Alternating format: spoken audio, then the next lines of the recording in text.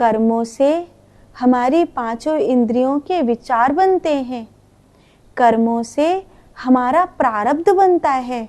इसीलिए कर्म इतना मनुष्य पर प्रभावशाली है।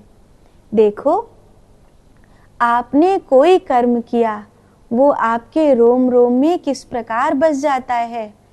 एक छोटा सा प्रयोग करके देखो, आप कोई यात्रा कर रहे हैं, यात्रा करने का क्रम हो रहा है।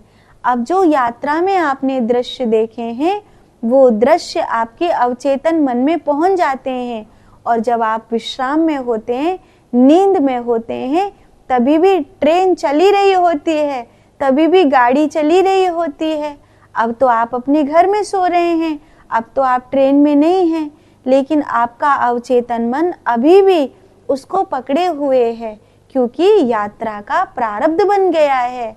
ऐसे ही हर कर्म का प्रारब्ध बनता है। हम जो भी करते हैं उसका प्रारब्ध बनता है। जब हम गैया मैया की सेवा करने के लिए गौशाला जाते हैं, तो रात्रि को विश्राम करते समय लगभग वही चीजें हमारे दिमाग में घूमती रहती हैं। आप भी देख लो, आप अपनी रसोई में हैं, दफ्तर में हैं, आप जहाँ कहीं भी हैं, वो चीजें आपके मस्तिष्क में चलती रहती है, अवचेतन मन में चलती रहती हैं। जो लोग माला फेरते हैं, उनको नाम जप का ख्याल आ जाता है। जो लोग अपना कोई काम करते हैं, उनको वही ख्याल आ जाता है। मैं आपको एक घटना सुनाऊं। एक बार एक व्यक्ति, वो कपड़े का व्यापारी था, कपड़े की दुकान पे काम करता था। तो उसने अपनी जो सोने जिस चादर को ओढ़ के सो रहा था, उसको ऐसे मीटर करके नापा और फाड़ दिया। तो पत्नी बड़ी गुस्सा हुई, गिलास पानी का उठा के उसके मुंह पर मार दिया कि ये तुमने क्या किया, चादर क्यों फाड़ दी। बोले, अरे मैंने तो देखा ही नहीं, सपने में दुकान पे कोई 1 मीटर कपड़ा मांगने आया था, तो मैंने वो 1 मीटर कपड़ा नाप कर फाड़ दिया। तो प्रारब्ध बनता है। इसका अर्थ है कि जो भी हम कर्म कर रहे हैं, वो कर्म हमारी इंद्रियों में, हमारे अवचेतन मन में हमारा प्रारब्ध बन करके प्रकट हो रहा है।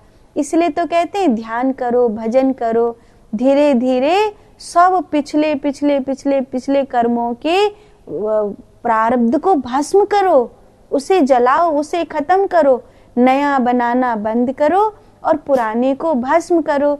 जब तक ऐसा नहीं करोगे, तब तक तुम शांत हो ही नहीं सकते हो।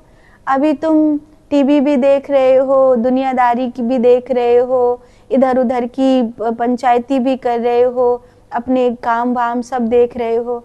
इसलिए कहते हैं कि कम से कम 10 दिन 5 दिन गुरुओं का संग करो, एकांत में रहो, अपने कर्म को, जो पिछली याददाश्त है, उसको अब के भजन से, अब की साधना से भस्म कर दो। इतने शांत, इतने प्रभु के चिंतन में चले जाओ कि कर्म की कोई याददाश्त तुम्हारे ऊपर नहीं रहे। जैसे यात्रा करने के बाद 1-2 दिन तो ट्रेन चलती रहती है, सपने में भी चलती रहती है, फिर आप भूल भाल जाते हो। फिर थोड़ी शरीर में कंपन रहता है कि भाई 48 घंटे ट्रेन में बैठकर आए थे, तो शरीर का सोने के बाद शरीर का कंपन समाप्त हो जाता है। ऐसे ही जो जन्मों जन्मों के कर्म बने हैं, वो कर्म प्रारब्ध होने पर जब आप ध्यान करते हो, साधना करते हो, भजन करते हो, भगवान का चिंतन करते हो, तो उस चिंतन के द्वारा, नाम जप के द्वारा, ध्यान के द्वारा जो पुराना शरीर में पड़ा हुआ है, वो भस्म हो जाता है और शरीर निर्मल शुद्ध पात्र की तरह हो जाता है, जिसमें परमात्मा की रोशनी उतर सकती है।